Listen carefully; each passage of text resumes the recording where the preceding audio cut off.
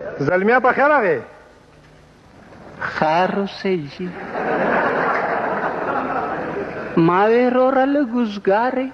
ولې څه کار دی دی او جي څه کار دی دی مهدي چې دا مچ رانه وشاړي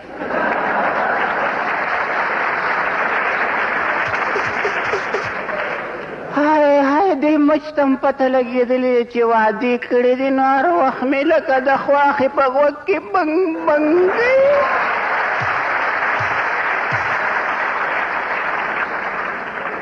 ها نو واده دې کړی ها مبارکه شه پاک مولا دې م په داسې بلا واړوله که زه چې پیاوړېدلې دا ولې ته خو ډېر ګیلمن غوندې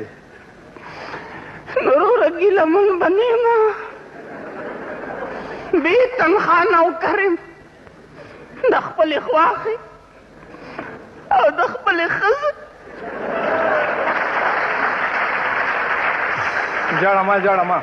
جاړه ما نو دا واده دې ولې کولو دا چې بس مور مې راته ویې بس ایزیه زه به مړه شم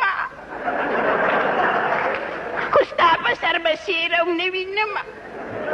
ما ورته وی مورې لږ صبر وکړه چې په دا خپلو خپو خودرېږو نو بیا مور ته څه وې نو مور راته څه وی وایي ستا دا کجې خپې ما ته معلومې دي